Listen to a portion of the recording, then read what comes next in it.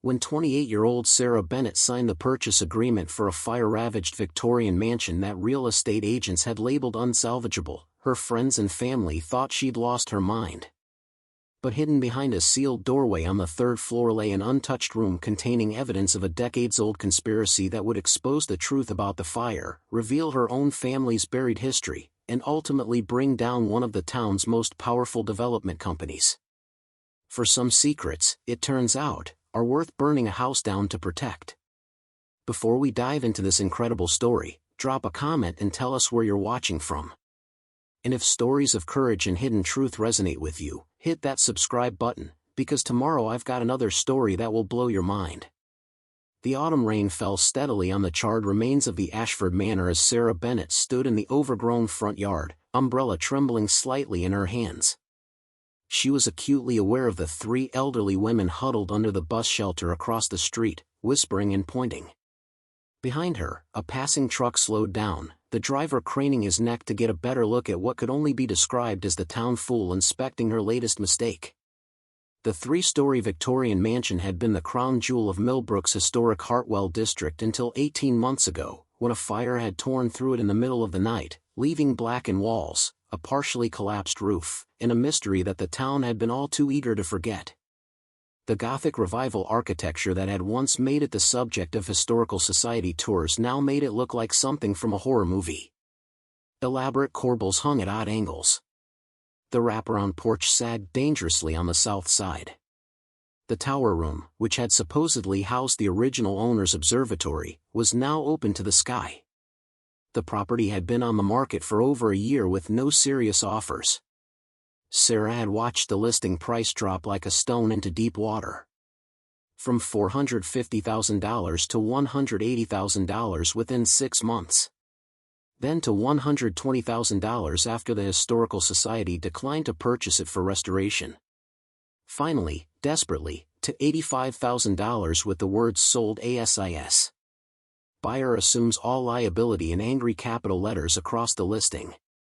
Even at that price, everyone said it was a teardown. The foundation was compromised by the intense heat. The structure was deemed unsafe by 3 separate inspectors. The cost of restoration would easily exceed $300,000, possibly more. Insurance companies wouldn't touch it. Contractors took one look and shook their heads. Everyone except Sarah thought purchasing it was madness. At 28, Sarah was already drowning in her own kind of ruin, and this purchase wasn't helping her case. A wedding that had imploded spectacularly 3 months before the ceremony had left her with $35,000 in debt from non-refundable deposits, a designer dress she'd never wear, and 200 pieces of embossed stationery announcing a marriage that would never happen. Her graphic design business, Bennett Creative Studio, was barely breaking even despite her working 70-hour weeks. She'd been living in her childhood bedroom at her mother's house in the suburbs for 8 months, watching her savings evaporate and her confidence crumble with each passing day. The bedroom still had her high school debate team ribbons on the wall. Still had the desk where she'd written her college application essays. Still had the same view of the neighbor's oak tree she'd stared at during the worst moments of her teenage years. At 28, being back in that room felt like a cosmic joke about failure and regression. But Sarah had grown up in Millbrook, and she remembered the Ashford Manor in its glory days. She'd walked past it every day on her way to Jefferson Middle School, always pausing to admire the turret, the stained glass windows, the iron fence with its decorative spikes. Her grandmother, Dorothy Bennett, had worked there as a housekeeper in the 1960s and 70s, back when the Ashford family still occupied it, and had filled young Sarah's imagination with stories of the magnificent house. Stories of the library with floor-to-ceiling oak shelves. Of the grand ballroom where Millbrook's elite had gathered for charity galas. Of the hidden dumbwaiter that still worked. Of the servants' passages that ran between the walls. Of the mysterious locked room that even the housekeeping staff had been forbidden to enter. And of secrets. Always secrets. The household stories the town doesn't want told, her grandmother had whispered during her final days in hospice care 3 years ago, her papery hands clutching Sarah's with surprising strength. The Ashford family, they knew things. They kept records. And when the last of them died, when that developer bought it, when he tried to tear it down, certain people got very nervous. Sarah had leaned closer, thinking this was perhaps the morphine talking, but her grandmother's eyes had been sharp, clearer than they'd been in weeks. If anything ever happens to that house, if it ever opens up again, you look for the blue room, Sarah. 3rd floor, east corner. The blue room holds the truth about what happened to your grandfather. The truth about why your mother and I never speak of him. The truth about why certain families in this town have power while others don't. Her grandmother's breathing had become labored. A nurse had arrived to adjust her medication. And by the next morning, Dorothy Bennett had slipped into unconsciousness, never to wake again. At the time, Sarah had dismissed it as the confused ramblings of a dying woman, pain and medication blurring the line between memory and fantasy. But the words had stayed with her, nagging at the back of her mind.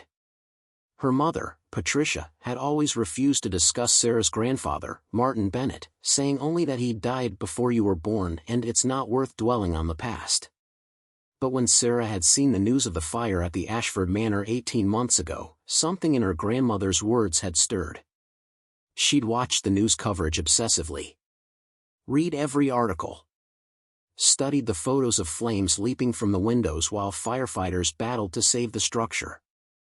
The owner, an elderly recluse named Dorothy Whitmore, no relation to Sarah's grandmother despite the shared first name, had died in Millbrook General Hospital 2 days after the fire from smoke inhalation. No family came forward. No one claimed the property. It sat in legal limbo for months before finally being released for sale by the county. And when Sarah learned the property was on the market, that same inexplicable pull had grown stronger. She'd driven past it a dozen times, parking across the street, staring at the damaged structure, feeling her grandmother's words echoing, "The blue room holds the truth." Her mother had been horrified when Sarah first mentioned she was thinking about buying it.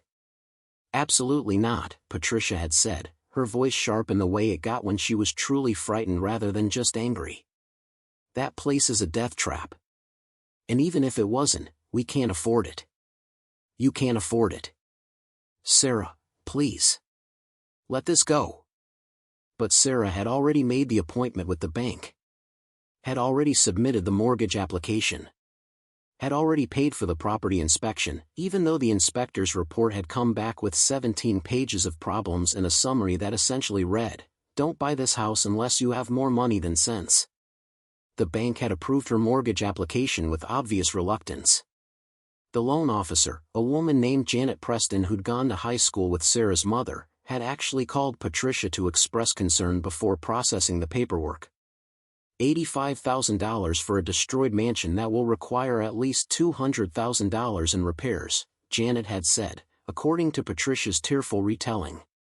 "It's financial suicide, Pat. Your daughter is going to lose everything." Sarah's mother had cried. Her best friend, Michelle Torres, had staged an actual intervention, complete with printed articles about the psychology of self-sabotage and a PowerPoint presentation titled "Why This Is a Bad Idea, a Data-Driven Analysis." Her ex-fiancé, Brandon, had sent a mocking text message that Sarah had read so many times she'd memorized it, "At least you'll have plenty of space for all your bad decisions. Maybe you can turn one of the rooms into a museum of terrible choices. I'm sure I'll be in the permanent collection." Even her younger brother, David, who usually supported her unconditionally, had expressed serious doubts. "I get that you're going through something," he'd said carefully during a coffee meetup. "The wedding falling apart, the business struggles, feeling stuck. I really do get it.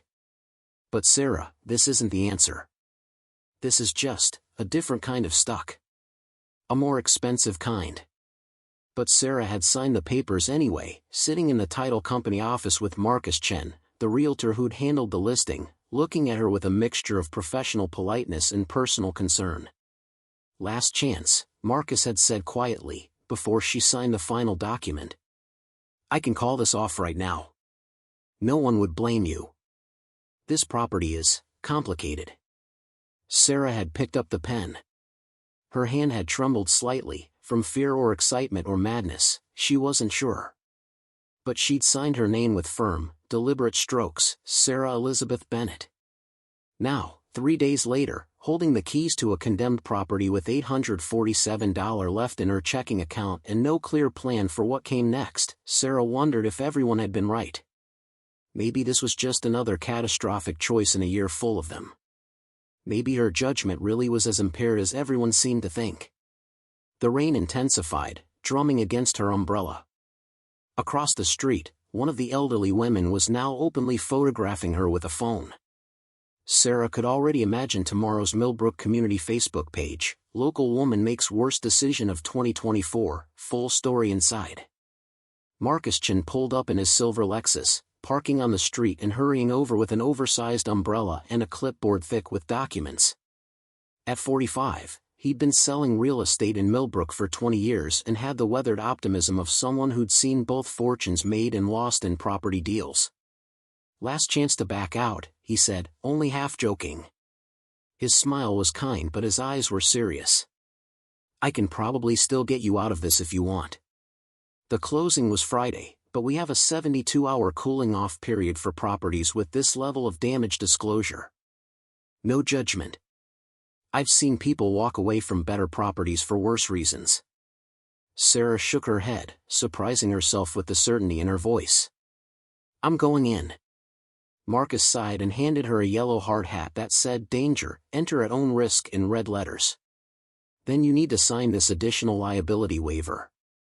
The one from closing wasn't specific enough about the third floor. Sarah took the clipboard. The waiver was 3 pages of dense legal language that basically said if she died, got injured, or suffered any harm whatsoever on the property, it was entirely her fault and no one could be sued. She signed it without reading past the first paragraph.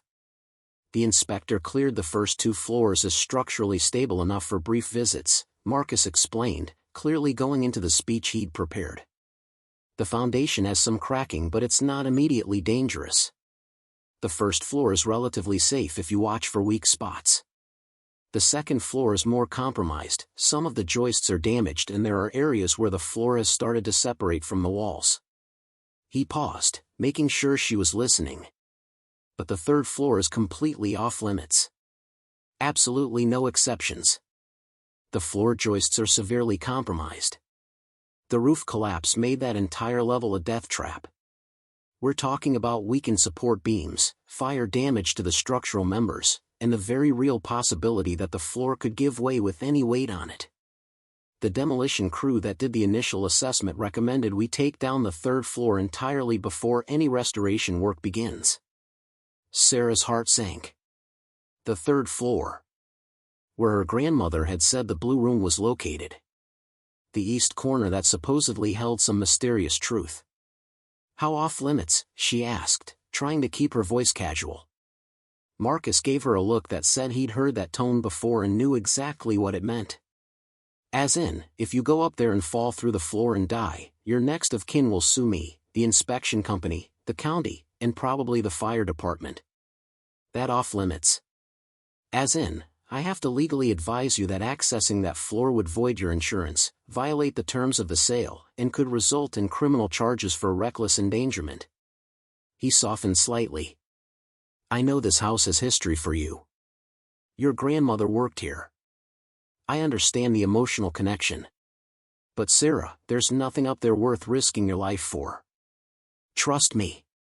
Sarah nodded slowly, hiding her disappointment behind what she hoped was an understanding smile. She'd come this far on nothing but a dying woman's cryptic words and her own desperate need for something in her life to make sense.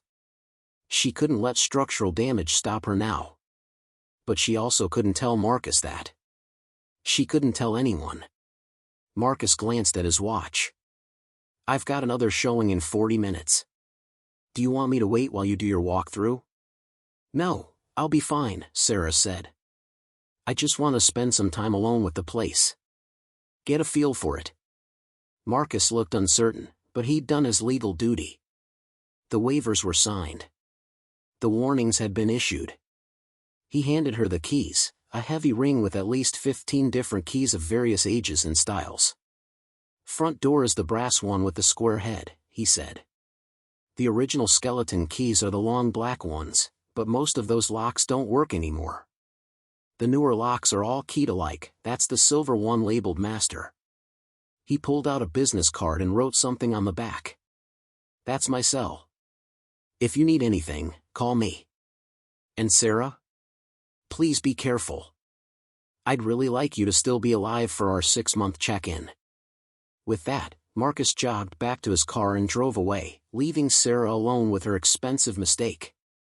As his taillights disappeared around the corner, Sarah approached the front entrance of the Ashford Manor. The heavy oak door, somehow spared by the flames, still bore its original hardware, an elaborate bronze lock set with a lion's head knocker, its mane rendered in stunning detail despite a century of weather. Someone, probably Dorothy Whitmore, had polished it regularly. It gleamed even in the gray light. Sarah inserted the brass key that Marcus had indicated. The lock turned with surprising smoothness, as if it had been recently maintained. The door swung inward with a long, horror movie creak that would have been funny if Sarah's heart wasn't already pounding. The interior was devastation personified. What had once been a grand entrance hall, her grandmother had described it as having marble floors and a chandelier that sparkled like diamonds, was now a nightmare of water damage and fire destruction. The marble floor was still there, but cracked and stained black. The chandelier had fallen and lay in pieces near the base of the staircase, its crystals scattered like frozen tears. The walls, which had been covered in hand-painted silk wallpaper according to historical records, were blackened and peeling. In some places, you could see where the fire had burned hot enough to crack the plaster beneath. The ornate crown molding had mostly survived, but hung at odd angles, giving the room a disorienting, funhouse quality. The grand staircase, which her grandmother had described as elegant enough for royalty, curved like a swan's neck, was a skeletal frame of charred wood. The elaborately carved banister had been reduced to blackened stumps. The runner, which had been burgundy wool with gold thread, was completely gone, leaving only the brass carpet rods that had held it in place. Sarah pulled out her phone and turned on the flashlight. Although it was only 3 p.m., the boarded-up windows made the interior dim and full of shadows. She began moving carefully through the first floor, avoiding debris and testing her weight before each step. The smell hit her immediately: smoke, yes, but also mildew, rot, and something else she couldn't quite identify. The smell of abandonment. Of a house left to die. She moved through what had been the formal living room. The furniture was gone, but you could see where pieces had been positioned by the patterns in the damaged floor. A piano had stood against the east wall. The floor was less damaged there, protected by its bulk.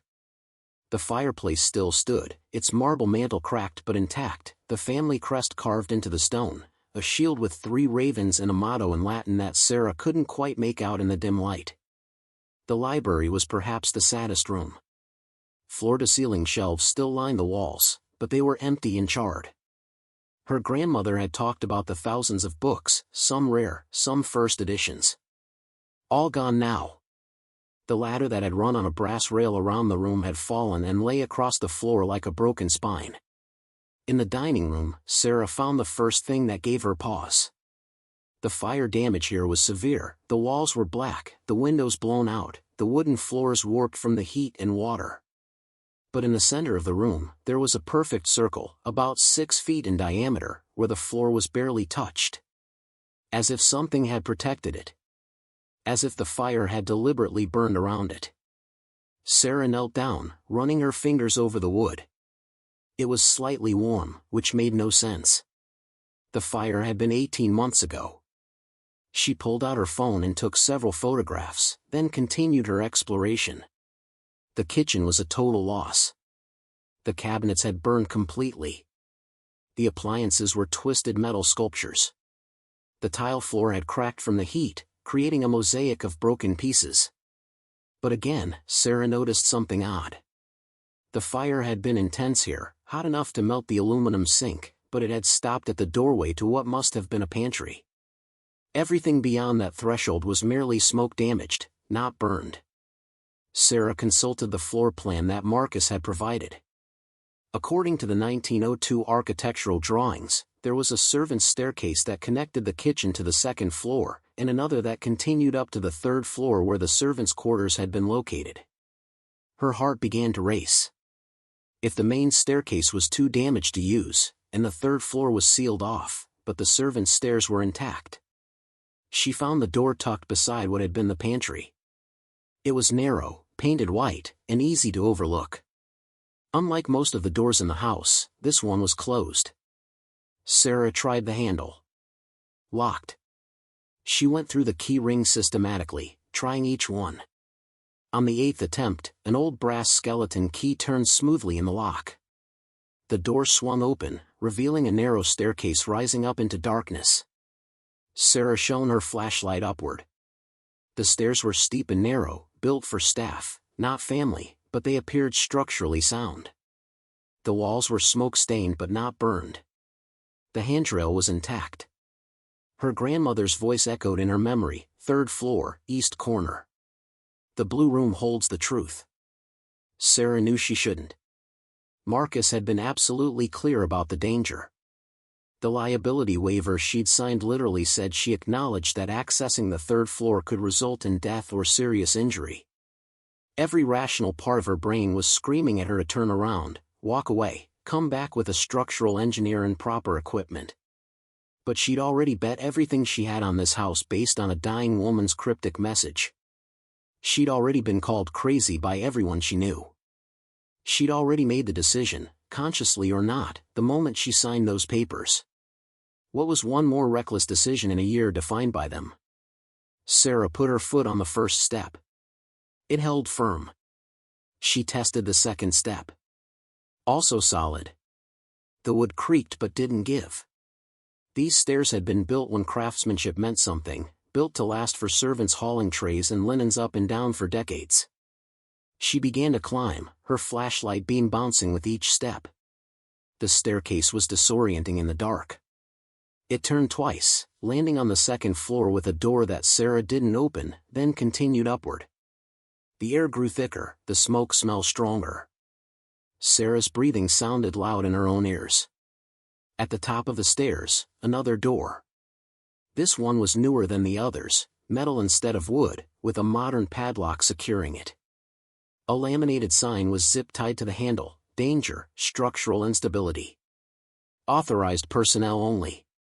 Violators subject to prosecution. The padlock was substantial, but Sarah noticed it was looped through a hasp that had been screwed into the relatively thin metal of the door frame. She examined it closely with her flashlight. The screws were only about an inch long, driven into what appeared to be softwood behind the metal. She didn't have any tools with her, but she did have determination and a complete lack of concern for property damage on a property she now owned. Sarah braced herself and threw her shoulder against the door, aiming for the point where the hasp was attached. The door barely moved. She tried again, harder. On the 3rd attempt, accompanied by a string of creative profanities that would have shocked her mother, the screws pulled free with a screech of tearing metal and wood. The padlock, still locked, clattered to the floor, the hasp dangling uselessly. Sarah pushed the door open and stepped out into the 3rd floor hallway. The damage here was immediately, terrifyingly obvious. Large sections of the ceiling were missing, open to the sky where the roof had collapsed. Rain was falling through the gaps, creating puddles on a floor that visibly sagged in multiple places. Support beams hung at dangerous angles. Wiring dangled from the walls like dead vines. This was absolutely, undeniably unsafe. Sarah began moving along the hallway anyway, testing each floorboard before putting her full weight on it, staying close to the walls where the structure would be strongest. The hallway ran the length of the house, east to west, with doors on both sides leading to what had been servants' rooms. She counted doors as she went.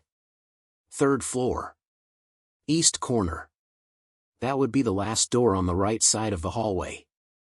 The floorboards groaned ominously under her feet. Twice, she felt a board start to give and quickly shifted her weight back. This was insane. This was genuinely, life-threateningly stupid. But she kept going. The last door on the right was different from the others. While all the other doors on the third floor were simple painted wood, this one was heavy oak with elaborate carving, roses and vines intertwined in an arts and crafts style pattern. It looked like it belonged on the first floor, not in the servants' quarters. And unlike every other door Sarah had seen in the house, this one was perfectly intact. No smoke damage. No water damage. No sign that a fire had raged through this building at all. The brass handle gleamed as if it had been polished yesterday. Sarah reached for the handle, her hand shaking slightly. This was it. The blue room. The truth her grandmother had wanted her to find. The handle turned smoothly. The door swung open. And Sarah stepped into a room that had no business existing in a fire-damaged, rain-soaked, abandoned house. The blue room was impossible. That was Sarah's first coherent thought as she stepped across the threshold, her flashlight beam sweeping across a space that defied every law of physics and reason she understood. While the rest of the third floor was a devastated wasteland of collapsed ceiling, charred beams, and water damage, this room existed in a state of perfect preservation, as if it had been hermetically sealed against time, fire, and decay. The walls were indeed blue, a deep, rich cobalt that reminded Sarah of evening sky just after sunset. But unlike the smoke-stained, peeling surfaces throughout the rest of the house, this paint was pristine, vibrant, as fresh as if it had been applied yesterday. The crown molding was intact and painted in gold leaf that caught her flashlight beam and reflected it back in warm, dancing patterns. The floor was hardwood, original by the look of it, in a herringbone pattern that would have been incredibly expensive in 1902. Not a single board was warped, burned, or water damaged. The wood gleamed with a deep patina that spoke of decades of careful maintenance. A Persian rug in shades of cream, gold, and blue lay centered in the room, its intricate patterns perfect and unfaded. But it was the contents of the room that made Sarah's breath catch in her throat. The space was set up as an office or study. A massive oak desk dominated the center, its surface covered with papers, files, and what appeared to be ledgers, all arranged with meticulous precision. Behind the desk stood floor-to-ceiling bookshelves, packed with leather-bound volumes, binders, and document boxes, each labeled with dates and categories in precise handwriting. A leather chair sat behind the desk, its surface worn in a way that suggested decades of use. 2 reading lamps with green glass shades flanked the desk, unplugged but looking like they would work if connected to power. A coat rack in the corner held a woman's cardigan, powder blue, cashmere by the look of it, as if someone had just taken it off and would return for it shortly. The room even smelled different from the rest of the house. Instead of smoke and mildew, Sarah detected only the scent of old paper, leather, lemon furniture polish, and something floral, lavender, perhaps, or lilac. It was as if the fire had simply stopped at the door. As if this one room had been granted immunity from the destruction that had ravaged everything around it. Sarah's hands were trembling as she moved deeper into the room, her rational mind screaming that this was impossible, that rooms didn't just survive fires that destroyed everything around them, that there had to be some explanation. But as she approached the desk, rational thought took a back seat to stunned discovery. The papers on the desk were organized into neat stacks, each labeled with sticky notes in elegant cursive handwriting. The top note read, "For Sarah Bennett, when you're ready." Sarah's legs suddenly felt weak. She sank into the leather chair behind the desk, staring at that note with her name on it. Her grandmother had been dead for 3 years. Dorothy Whitmore, the woman who'd owned this house, had died 18 months ago in the hospital after the fire. Neither of them could have written this note recently. Unless... Sarah pulled her phone from her pocket and checked the date on the note's adhesive. It looked new, the adhesive still tacky. But that was impossible. With shaking hands, she picked up the first stack of papers. The sticky note on top read, "Martin Bennett, the truth." Martin Bennett. Her grandfather. The man no one would talk about. Sarah began to read. The first document was a death certificate, dated August 15, 1987, 2 years before Sarah was born. Martin Bennett, age 42, cause of death listed as accidental fall from construction scaffolding. Place of death, Riverside Development Project, Millbrook Industrial District. Sarah had never seen this before. Her mother had always said her father died before Sarah was born, but had never provided details. "It's too painful to discuss," Patricia would say whenever young Sarah asked questions. "He's gone. That's all that matters." But beneath the death certificate was another document, a coroner's report marked confidential in red letters. Sarah's eyes scanned the typed text, her heart pounding harder with each line. Upon examination of the deceased, multiple inconsistencies noted with the reported cause of death. Injuries consistent with fall from height include fractured left femur and compound fracture of right tibia. However, substantial bruising around the throat and face, consistent with manual strangulation, noted but not explained by falling injury. Petechial hemorrhaging in eyes consistent with asphyxiation. Time of death estimated 2 to 4 hours before body was discovered at construction site. Recommendation for criminal investigation submitted to Millbrook Police Department. Beneath the coroner's report was a police report, stamped "Case Closed," and no criminal activity indicated. The report was dated 3 days after Martin Bennett's death and was signed by Police Chief Richard Castellano. Sarah didn't recognize the name, but the signature was bold and confident, taking up half the signature line. The body of the report was brief to the point of being suspicious. Investigation into the death of Martin Bennett has concluded that injuries were consistent with an accidental workplace fall. Witnesses report deceased was working alone on scaffolding, 4th level, when fall occurred. Safety equipment was not properly utilized. Coroner's concerns regarding additional injuries are explained by impact with multiple surfaces during fall. No evidence of foul play. Case closed. Sarah sat back in the chair, trying to process what she was reading. Her grandfather hadn't just died in a construction accident.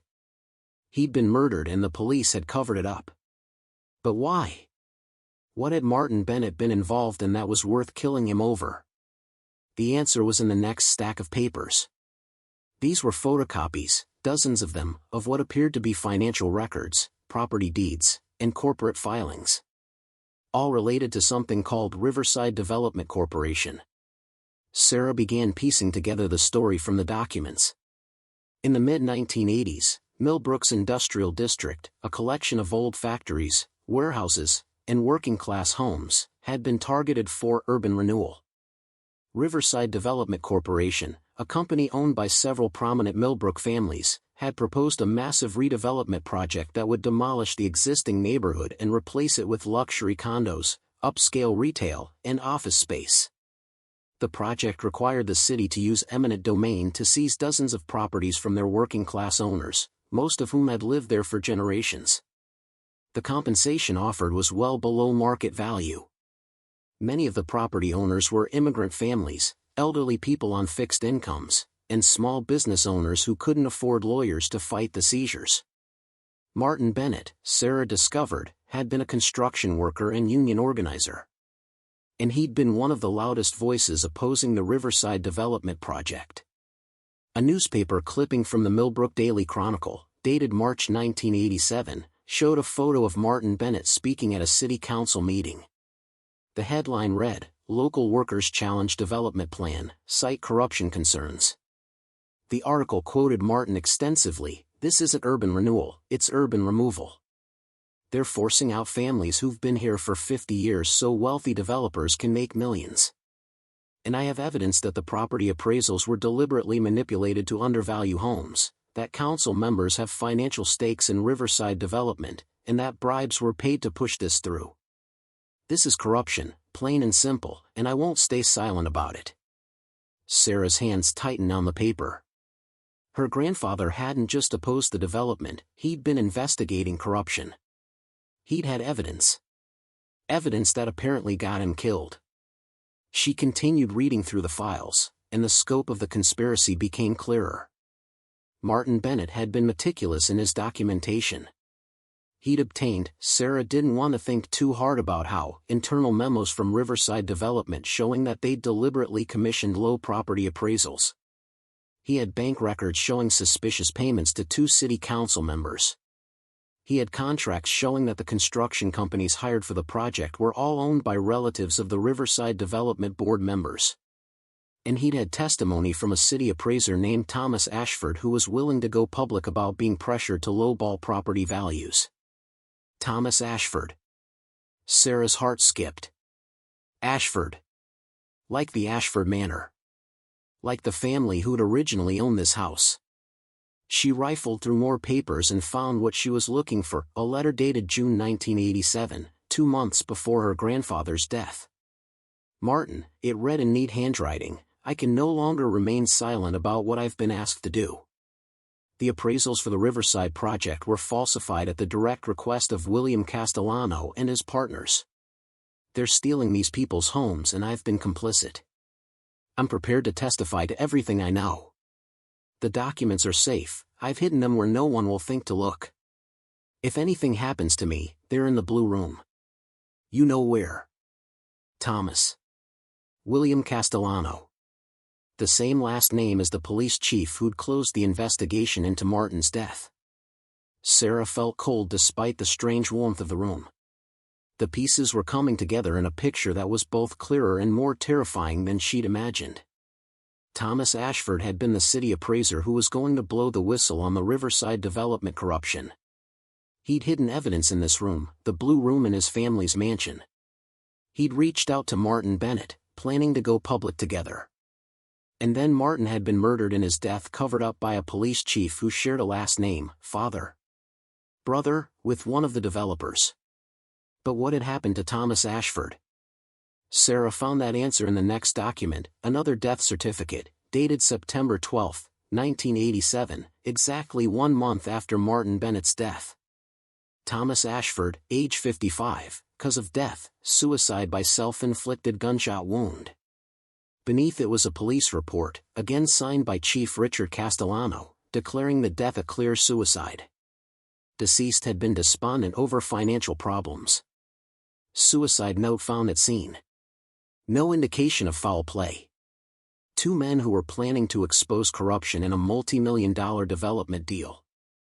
Both dead within a month. One ruled an accident, one ruled a suicide. Both investigations closed by the same police chief whose family member was involved in the development company. Sarah felt sick. But Thomas Ashford had been smart. He'd hidden the evidence.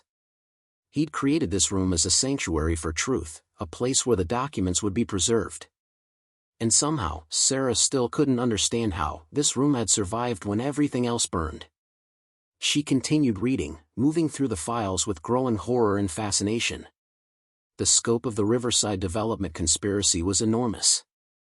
It wasn't just about seizing properties, it was about systematically dismantling a working-class neighborhood to make way for luxury development that benefited a small group of already wealthy families. The Castellano family appeared again and again in the documents. William Castellano, owner of Castellano Construction, the company that built most of the new development. Richard Castellano, the police chief. Maria Castellano Hughes, a city council member who'd voted to approve the eminent domain seizures despite receiving $50,000 in consulting fees from Riverside Development. Other names appeared frequently, the Preston family, who owned Preston Properties and managed the new luxury condos. The Chen family, no, different Chens, not Marcus, who owned the bank that financed the development and foreclosed on families who couldn't afford to relocate. The Torres family, who owned Torres Commercial Real Estate and handled the property seizures. These weren't just prominent Millbrook families.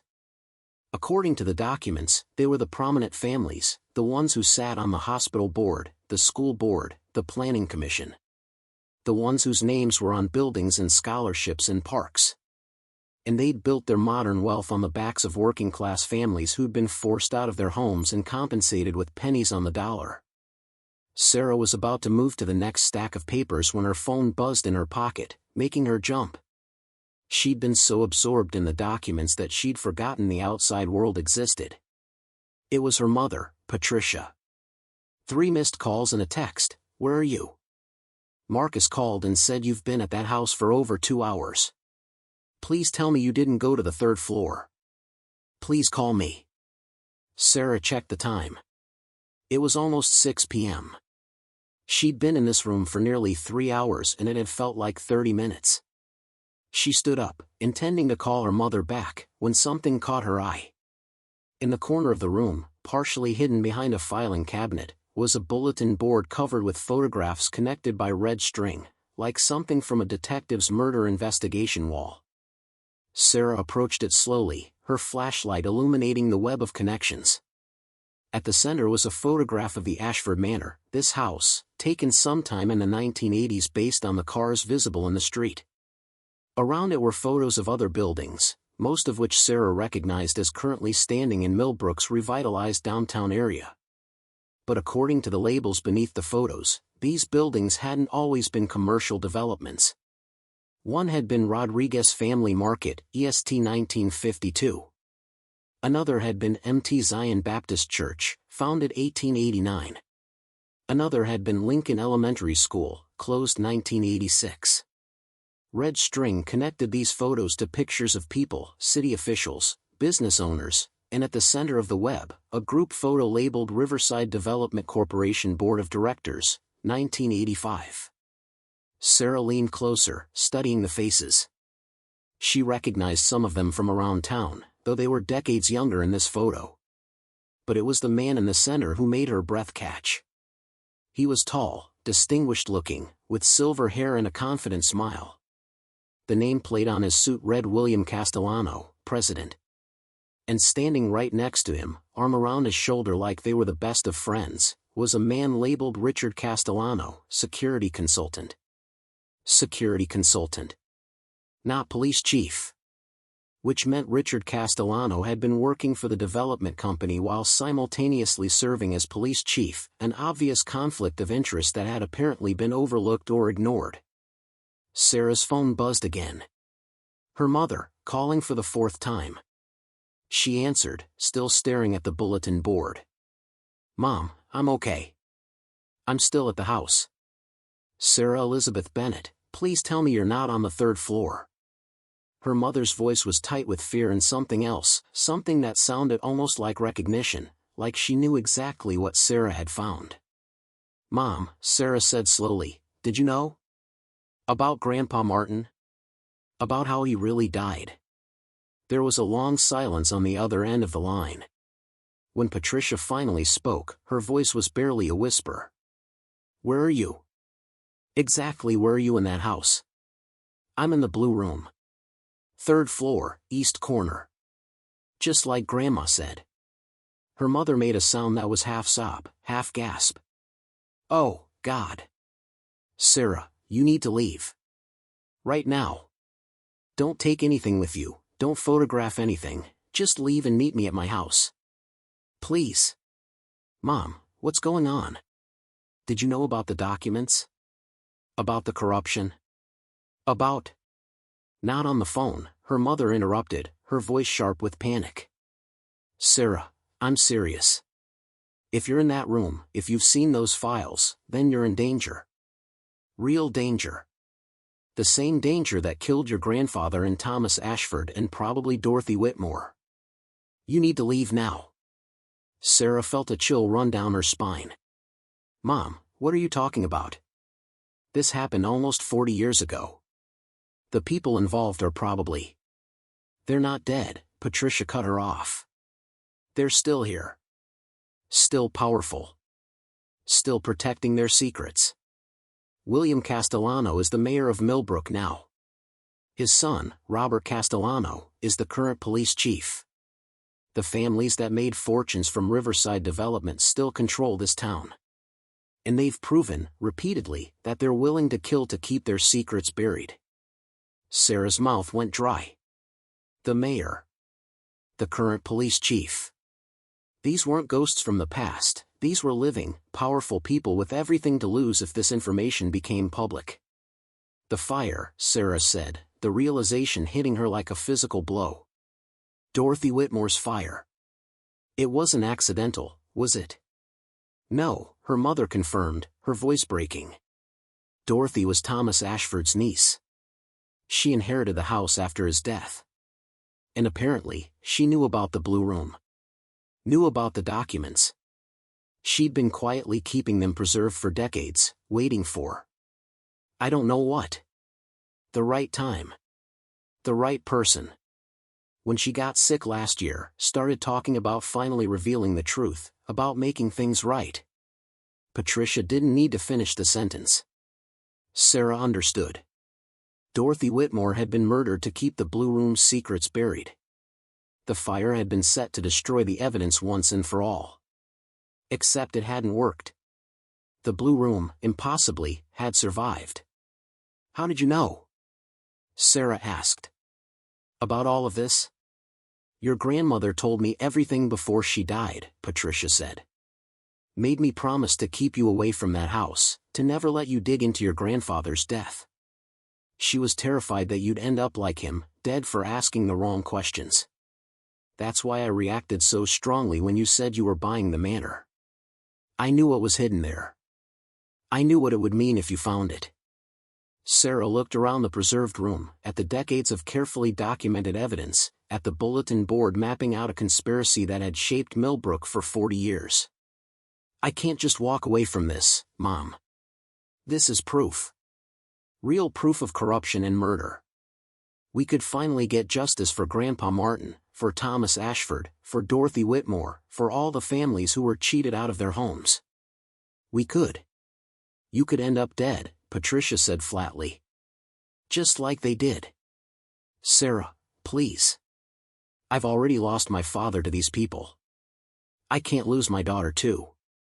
Sarah heard the genuine terror in her mother's voice. But she also thought about the families in those photographs, the ones who'd lost their homes and livelihoods. She thought about her grandfather, who'd been murdered for trying to do the right thing. She thought about Dorothy Whitmore, who'd kept these secrets safe for decades and died for it. I need to document everything, Sarah said, making her decision. I need to photograph these files, back them up, make sure the evidence is preserved. Then we can figure out how to safely make this public. Sarah. I'll be careful, Mom. But I can't just pretend I didn't find this. I can't let them keep getting away with it. She heard her mother let out a long, shaky breath. You're just like him. Just like your grandfather. Stubborn and brave and absolutely maddening. Is that a yes? It's a please don't get yourself killed. Patricia paused. And Sarah? If you're going to do this, you need to move fast. If someone saw you go into that house, if anyone suspects you found the Blue Room, they'll come. Maybe not today, maybe not tomorrow, but they'll come. After they hung up, Sarah immediately began photographing everything. She used her phone camera to capture every document, every page, every photo on the bulletin board.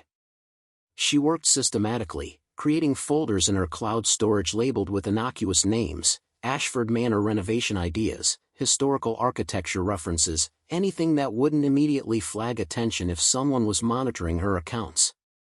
Which, given what she'd learned, seemed entirely possible. As she worked, she found more damning evidence. A ledger showing payment schedules for bribes. Recorded phone conversations. Thomas Ashford had been thorough, of city officials discussing how to handle property owners who refused to sell. Photographs of meetings between Riverside Development Board members and City Council members, taken from hidden vantage points. But the most damning documents were in a sealed envelope at the bottom of the desk's center drawer. Inside were two things, a suicide note, supposedly written by Thomas Ashford, and a handwriting analysis report dated 2003. The suicide note was brief: I can't live with what I've done. The guilt is too much. I'm sorry. Thomas. The handwriting analysis, commissioned by Dorothy Whitmore and conducted by a forensic expert in Chicago, conclusively proved the note was forged. The handwriting appeared similar to Thomas Ashford's, but the pressure patterns, letter formations, and spacing were inconsistent with his verified writing samples. The expert's conclusion: this document was not written by Thomas Ashford. It is a skilled forgery, likely created by someone with access to multiple examples of the subject's handwriting. Dorothy Whitmore had known.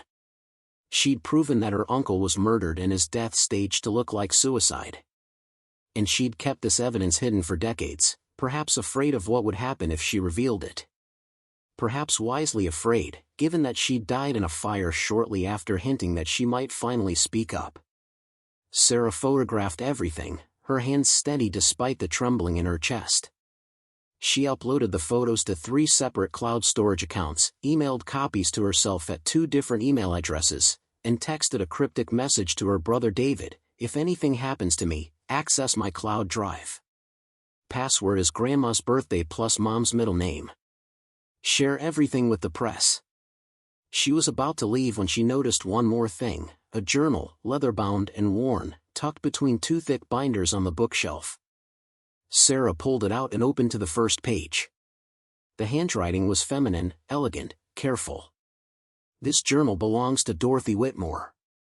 If you're reading this, it means I'm dead, and it probably means they killed me like they killed my Uncle Thomas and Martin Bennett and God knows how many others who got in their way." Sarah sank back into the chair and began to read. Dorothy Whitmore's journal was dated from 1987 to just weeks before the fire. It chronicled her entire adult life living with the knowledge of what had happened to her uncle, her fear of the Castellano family and their associates, and her gradual decision to finally speak the truth. The entries were heartbreaking. September 15, 1987, they killed Uncle Thomas. I know they did. The police say suicide, but I found his real suicide note, the one he wrote years ago when Aunt Ellen died, when he was truly depressed. The handwriting is completely different. But who can I tell? Chief Castellano signed off on the investigation. He's one of them. March 3, 1992, saw William Castellano at the grocery store today. He smiled at me. Asked how I was doing in the big house all alone. It wasn't friendly. It was a threat. He knows I know. He's reminding me what happens to people who talk. June 18, 2003, finally got the handwriting analysis back. Confirmation of what I already knew, Uncle Thomas's suicide note was forged. But what can I do with this information? The Castellanos are more powerful now than ever. William is on the city council. Richard is still police chief. Their children are being groomed to take over. This is a dynasty built on murder and corruption. December 1, 2015, I'm getting old. The house is falling apart. I can't maintain it anymore. But I can't sell it either, the blue room can't fall into their hands. I've kept it sealed, kept it preserved. Maybe someday, someone will come who can actually do something with the truth I've protected all these years. The final entry was dated just 3 weeks before the fire. October 8, 2023, I'm dying. The doctor says maybe 6 months, maybe less. Lung cancer, never smoked a day in my life. Ironic. I've decided I'm not going to die protecting their secrets. I've contacted an investigative journalist from the state capitol. We're meeting next month. I'm going to give her everything. Uncle Thomas, Martin Bennett, all of it. Let the Castellanos sue me. I'll be dead soon anyway. At least I'll die having finally done the right thing. The entry ended there. 3 weeks later, the house had burned. Dorothy Whitmore had died of smoke inhalation. The investigative journalist, if she'd ever existed, had never published a story. Sarah closed the journal, feeling tears burning in her eyes. Dorothy Whitmore had finally found the courage to speak up, and it had gotten her killed. But she'd made one final, brilliant decision. She'd created a room that couldn't burn. Sarah still didn't understand how, it defied logic and physics, but somehow, Dorothy Whitmore had made this room fireproof. Had preserved the evidence so that even in death, the truth could survive. And now that truth was in Sarah's hands. Her phone showed it was now past 7 p.m. She'd been in the blue room for over 4 hours. She needed to leave, to get somewhere safe, to figure out her next move. Sarah stood, took one last look around the impossible room that had survived fire and time, and turned to leave. That's when she heard footsteps on the 3rd floor hallway. Heavy footsteps. Multiple people. And a voice that made her blood run cold, "The door's been forced. She's here. Find her." Sarah's heart seized. They'd come. Just like her mother had warned. Just like Dorothy Whitmore had feared. The Castellanos, or their people, had come to protect their secrets. And Sarah was trapped in a room with only one exit, the door she'd entered through, which those footsteps were rapidly approaching. Sarah's mind raced through her options in the fraction of a second between hearing the footsteps and needing to act. The blue room had only one door, the one she'd entered through, which the intruders were approaching. There were no windows in this interior room. No other exits. No escape route. She could try to hide, but where? The desk offered minimal cover. The filing cabinets weren't large enough to conceal a person. There was a small closet in the corner, but that would be the first place anyone would look. The footsteps were getting closer. She could hear voices now, at least 2 men, maybe 3. Careful on these floorboards. Some of them are ready to give way. Just find her. The boss wants this handled tonight. Sarah made her decision. She couldn't run, couldn't hide effectively, so she'd do the only thing left, she'd face them. But not empty-handed. She grabbed Dorothy Whitmore's journal and the forged suicide note with its handwriting analysis, shoving them into her jacket's inner pocket. Then she pulled out her phone, opened the video recording app, hit record, and propped it up on the bookshelf, angled toward the door. If something happened to her, at least there would be a record. Then she positioned herself behind the desk, standing tall, trying to project a confidence she absolutely didn't feel. The door swung open. 3 men entered the blue room. The first was in his 50s, tall and heavy-set, wearing an expensive suit that was completely inappropriate for navigating a fire-damaged building. His silver hair was immaculately styled, and his face had the well-fed look of someone who'd spent decades in power. Sarah recognized him from the photographs downstairs and from having seen him around town at ribbon-cutting ceremonies and charity galas.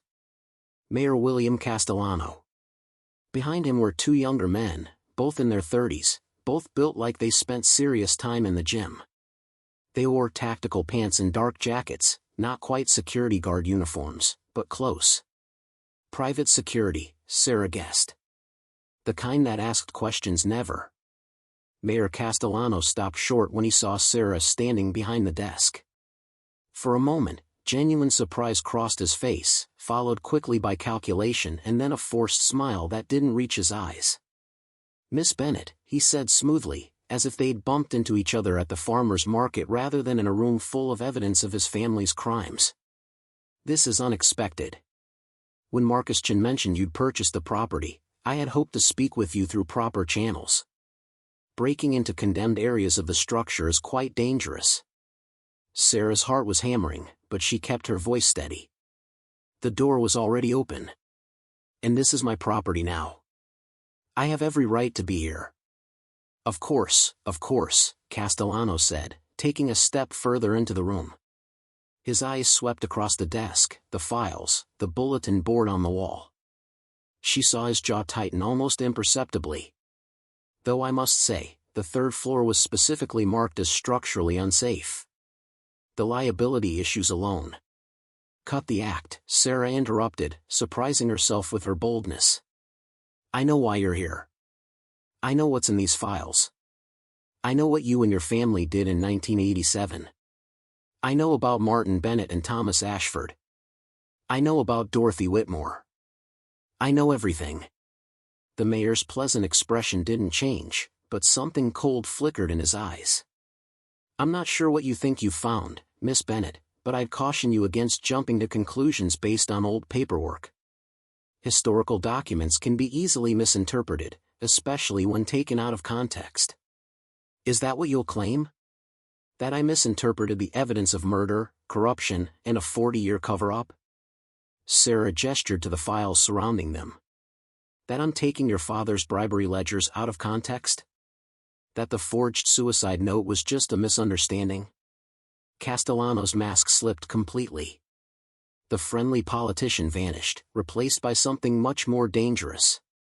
"You have no idea what you're dealing with. That was a different time.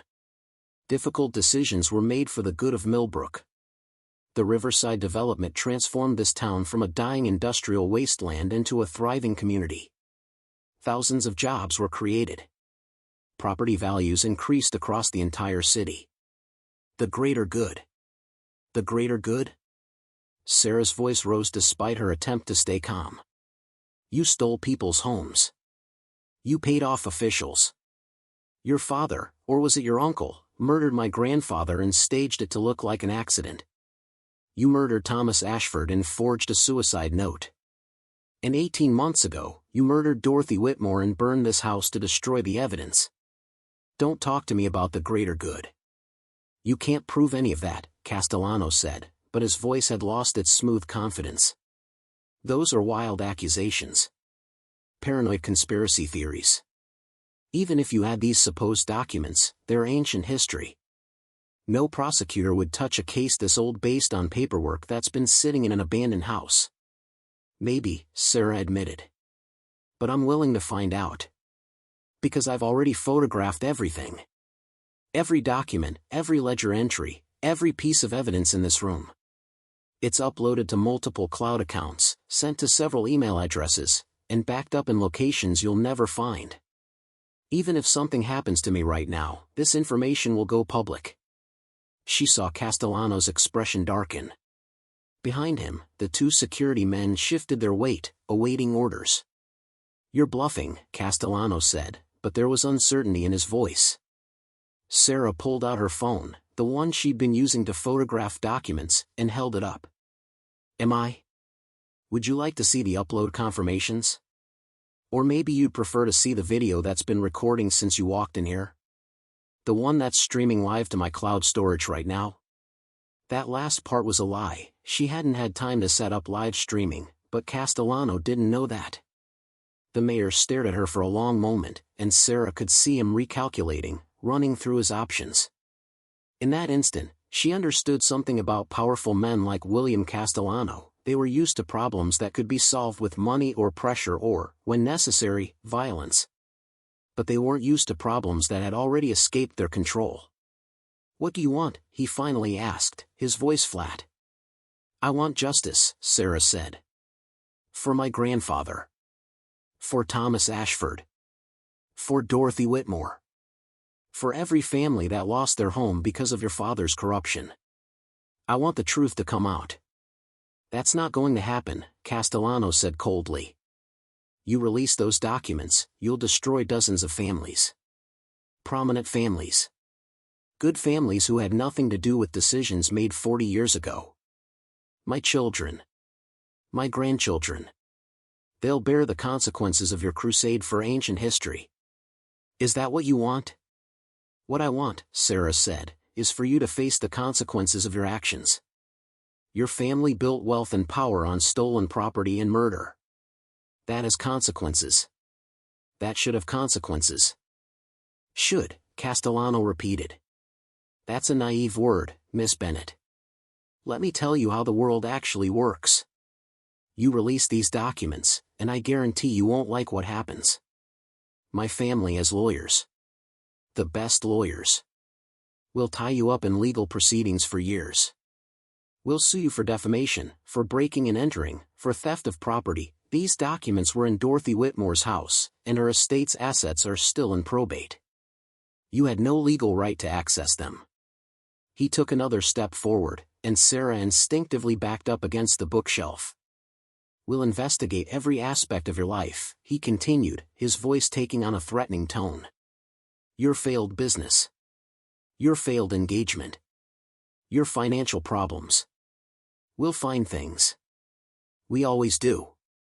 Tax irregularities. Regulatory violations. Something to discredit you, to make you look like a disturbed, desperate woman with a vendetta. By the time we're done, no one will believe a word you say. Then why are you here? Sarah challenged. If you're so confident you can discredit me, why did you come personally? Why not just let me release the documents and laugh while your lawyers destroy me? Castellano's expression hardened. Because I'm offering you a better option. A smarter option. You walk away from this. Forget what you found here. We'll buy the property from you, not for the $85,000 you paid, but for $500,000. Cash. No questions asked. You can pay off your debts, start over somewhere else, leave Millbrook behind. Everyone wins. Except the truth, Sarah said. The truth, Castellano said bitterly, is overrated. The truth is messy and complicated and sometimes more harmful than helpful. Those families that were relocated? They received compensation. They moved on with their lives. Many of them are doing better now than they would have been in that dying neighborhood. My father made some questionable decisions, yes, but he also transformed Millbrook. The ends justified the means. Did the ends justify murdering my grandfather? Sarah asked quietly. Did they justify murdering Thomas Ashford? Did they justify burning an elderly woman alive in her own home? I had nothing to do with any of that, Castellano said quickly. Too quickly. My father's generation made their own choices. I wasn't even in Millbrook when Martin Bennett died. I was in law school. But you were here when Dorothy Whitmore died, Sarah countered. You were mayor. You had the power to investigate properly. Instead, the fire was ruled accidental in less than a week. Your son Robert, the police chief, personally signed off on the investigation. Just like your uncle Richard signed off on my grandfather's case. It's a family tradition, isn't it? Covering up murders to protect the family business. Castellano's hand twitched, and for a moment, Sarah thought he might actually strike her. Instead, he turned to one of his security men and said, "Get the files. All of them. Load them in the van." The security man moved toward the desk, but Sarah stepped in front of him. "Touch anything in this room and I swear I'll press charges for theft and destruction of evidence. This is my property. These documents are legally mine now. You have no authority here." "We have all the authority we need," Castellano said coldly. "You're trespassing in a condemned building. You're stealing documents that don't belong to you. You're making wild accusations against prominent citizens. We're simply securing evidence for a potential legal case." Sarah's mind raced. She'd photographed the documents, yes, but if Castellano's people took the originals, it would be much harder to prove their authenticity. Digital images could be dismissed as fakes or forgeries. The original documents had weight, had provenance, could be forensically analyzed. She couldn't let them take the files. "Stop," a voice called from the doorway. Everyone turned. Standing in the doorway was Marcus Chen, the realtor, holding his phone up. "Whatever you're about to do, Mayor Castellano, you should know that I've been recording video for the last 2 minutes. I've heard everything. The bribery, the murders, the cover-ups, and your current attempt to intimidate and threaten Miss Bennett into silence." Castellano's face went pale. "Marcus. This is a private conversation. I'd advise you to." "To what? Delete this video? Forget what I've heard." Marcus's voice was shaking but firm. "My grandfather lost his restaurant in the Riverside development seizures. Rodrigo's Tacos, maybe you remember it. My family was paid $50,000 for a property worth $300,000. My grandfather died 5 years later, still bitter about losing the business he'd built from nothing. So no, Mayor Castellano, I'm not going to forget what I've heard." A second figure appeared behind Marcus, a woman in her 60s, professionally dressed, with steel gray hair and sharp eyes. She held up a credentials wallet. "Special Agent Victoria Reeves, FBI. I'm afraid this situation just became federal, Mr. Mayor." Sarah felt dizzy with relief and confusion. "FBI? How?" "Miss Bennett," Agent Reeves continued, stepping into the room, "your brother David called our field office about an hour ago. Said his sister had discovered evidence of historic civil rights violations, corruption, and possible recent homicide related to the Dorothy Whitmore case. He seemed to think you might be in danger." David. Her wonderful, protective little brother had somehow figured out what she was into and called the FBI. Sarah made a mental note to hug him until he complained. Agent Reeves looked around the blue room, her expression carefully neutral. "I have to say, when I took the call, I was skeptical. But now that I'm here, seeing these files, hearing Mayor Castellano's recorded threats. She turned to Castellano. "Sir, I'm going to need you and your associates to step away from the desk and exit the building. This is now a federal crime scene. You have no jurisdiction here," Castellano blustered. "This is a local property matter. You can't just—" "Actually, I can," Reeves interrupted. "Civil rights violations under the Fair Housing Act have no statute of limitations. Conspiracy to deprive citizens of their constitutional rights is a federal crime. And if these documents show what I think they show, we're looking at RICO charges for a decades-long criminal conspiracy. So yes, Mr. Mayor, I have jurisdiction. And you have the right to remain silent, which I strongly suggest you exercise immediately." The room fell silent. Sarah watched as the reality of the situation settled over William Castellano's face. For 40 years, his family had been untouchable. They'd murdered, stolen, and corrupted with impunity. And now, in a fire-damaged room that shouldn't exist, their carefully maintained empire was crumbling. "I want my lawyer," Castellano finally said. "Smart choice," Agent Reeves replied. She turned to her team. Sarah now noticed 3 more agents entering the room, and said, "Secure the scene. I want every document photographed in situ before we move anything. And get a forensic team up here. I want to know how this room survived the fire when everything else burned." As the FBI agents began their work, Marcus approached Sarah. "Are you okay?" he asked quietly. "When your mother called me, frantic, saying you were in danger, I drove straight here. I saw the mayor's car outside and, well, I figured you needed backup." "Thank you," Sarah said, her voice cracking with emotion. "You probably just saved my life. Your brother deserves the credit. He's the one who called the FBI. Apparently, he's been dating an agent at the field office for 6 months and knew exactly who to contact." Marcus smiled. "Though I have to ask, how did you know about my grandfather's restaurant?" "I never mentioned it." Sarah gestured to the bulletin board. "It's all here. Thomas Ashford documented everything. Every family that lost property, every business that was destroyed, every life that was disrupted. Your grandfather's restaurant is in the files, with photos and property records and documentation of how the appraisal was falsified to undervalue it." Marcus walked over to the bulletin board, his eyes searching until he found a photograph of a small taco restaurant with a hand-painted sign. His eyes filled with tears. "I remember that sign. I was just a kid, but I remember. My grandfather painted it himself." Over the next several hours, the Ashford Manor transformed into a command center for what Agent Reeves described as one of the most significant civil rights corruption cases in decades. FBI forensic accountants began working through the financial records.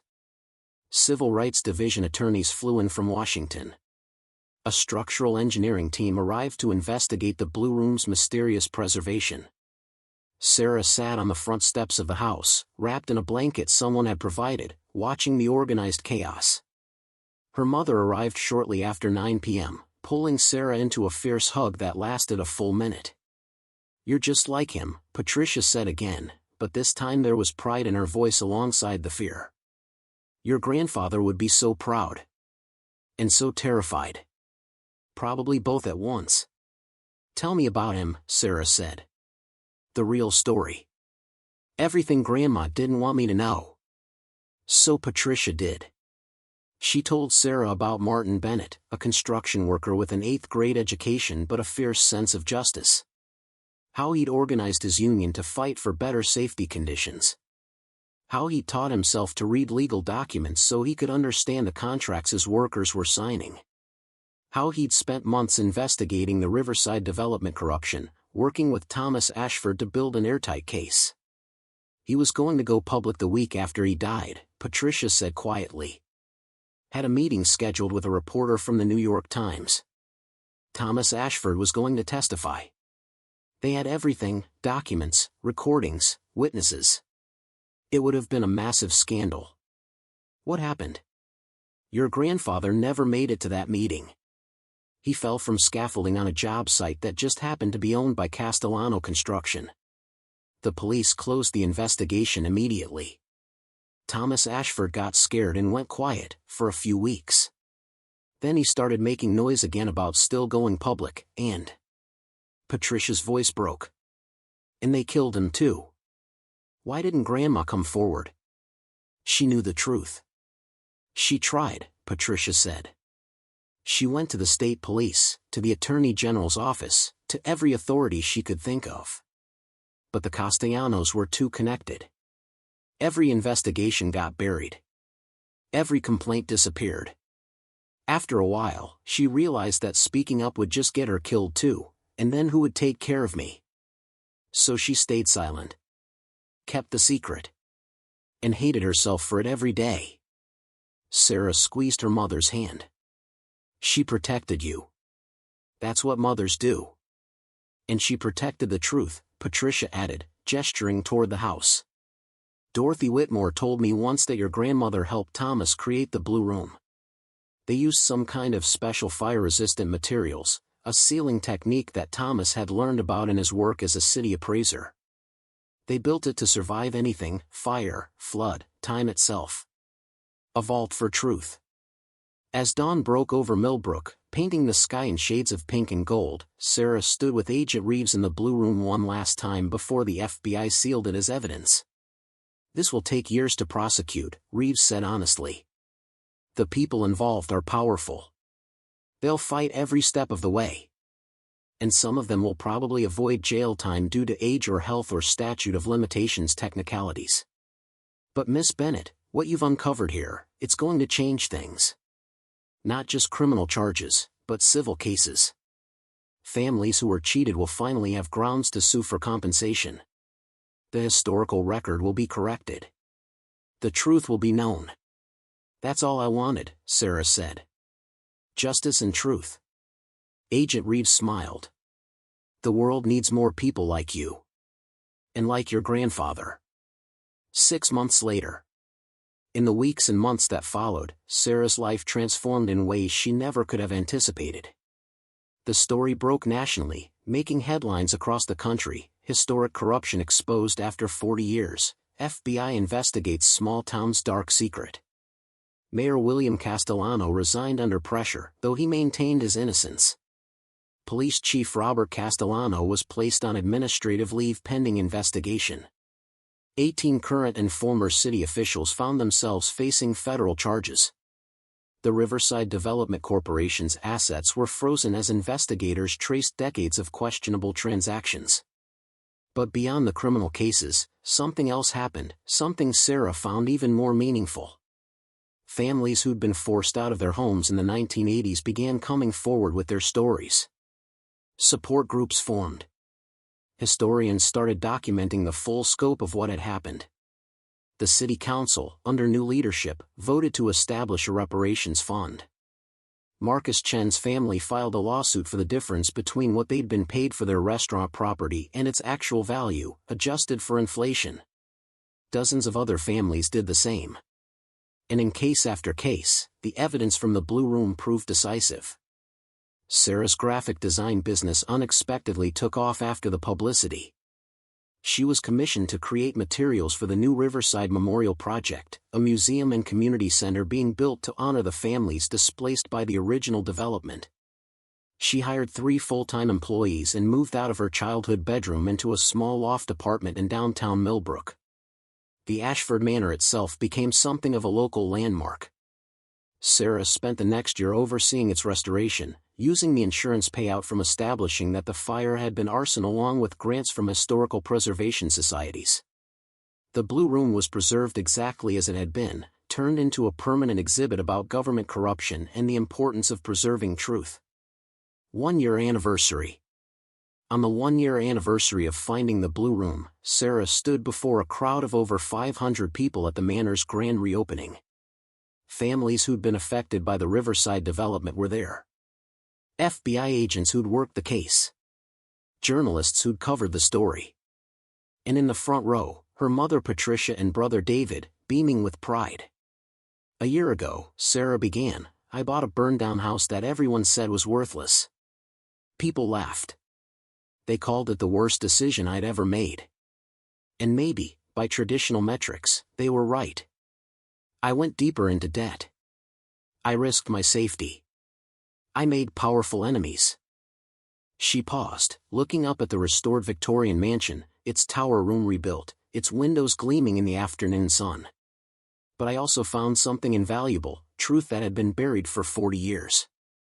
Evidence that brought justice to families who'd been waiting for decades. Answers about my grandfather's death that my family needed. This house, this supposedly worthless property, held all of that. Sarah gestured to the building behind her. The Ashford Manor stands today as a reminder that some things are worth preserving, even when it seems impossible. That truth matters, even when it's inconvenient for powerful people. That ordinary people, construction workers, housekeepers, realtors, even failed entrepreneurs buying condemned houses, can stand up to corruption and win. The crowd applauded.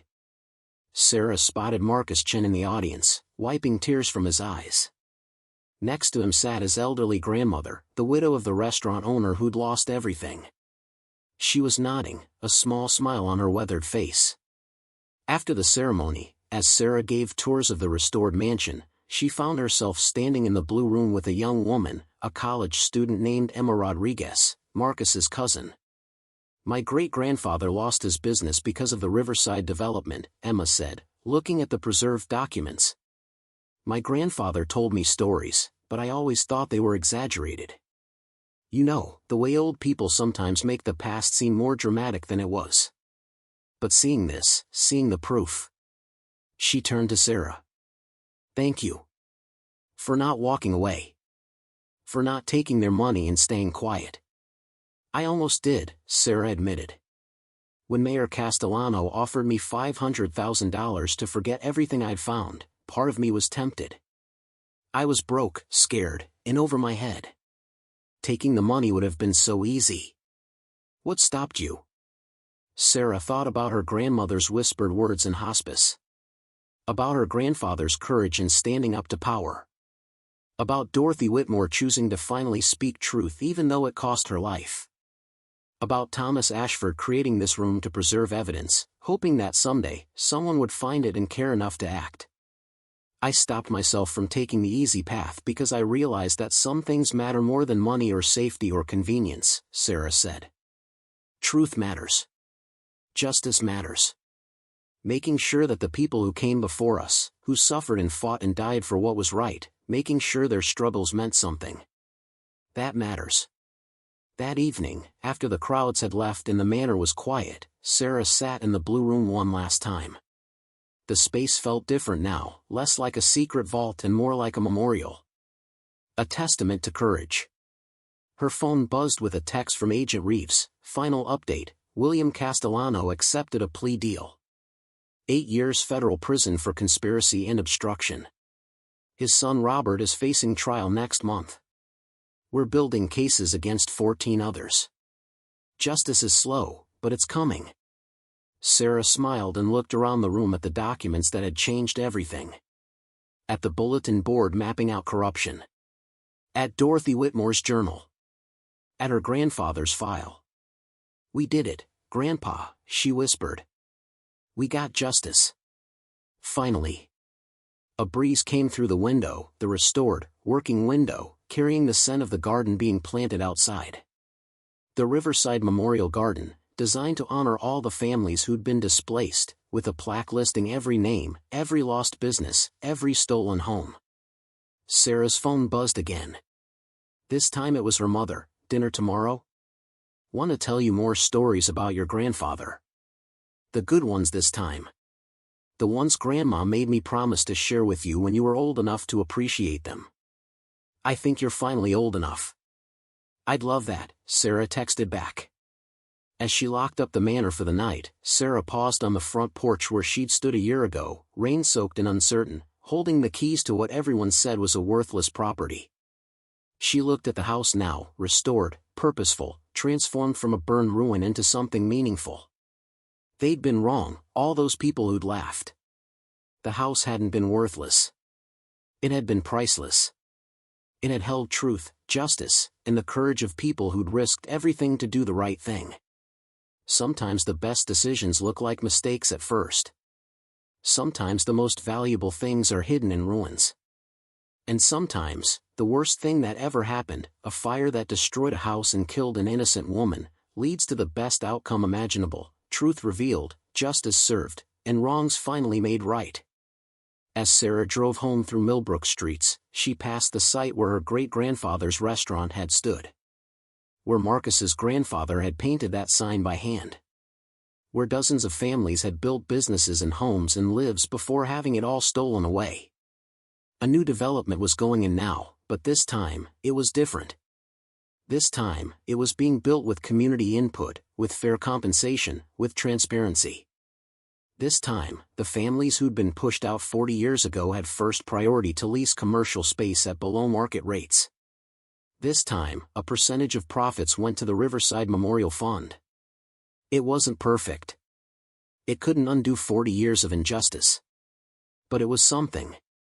It was better. It was proof that change was possible, even in a town that had been controlled by corrupt families for generations. Sarah pulled into her apartment parking lot, exhausted but satisfied. Tomorrow, she'd have dinner with her mother and learn more stories about her grandfather. Next week, she had 3 new design clients and a consultation about expanding the Riverside Memorial Project to other cities that had experienced similar corruption. But tonight, she would sleep soundly for the first time in a year, knowing that she'd honored her grandmother's dying wish, avenged her grandfather's murder, and helped bring justice to a community that had been waiting decades for someone to care enough to fight. The burned-down house everyone had laughed about had been worth every penny, every moment of fear, every risk she'd taken. Some things, Sarah had learned, are worth any price. And truth is always worth fighting for, no matter how deeply it's been buried or how long it takes to uncover. Thank you for following Sarah's incredible journey from desperate home buyer to champion of justice. If this story moved you, please subscribe to our channel and hit the notification bell.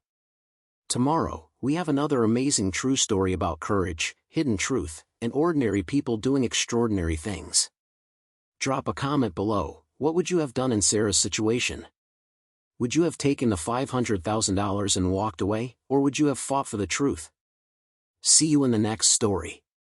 Until then, remember, sometimes the worst decisions lead to the best outcomes, and sometimes truth is hiding in the most unexpected places, just waiting for someone brave enough to find it.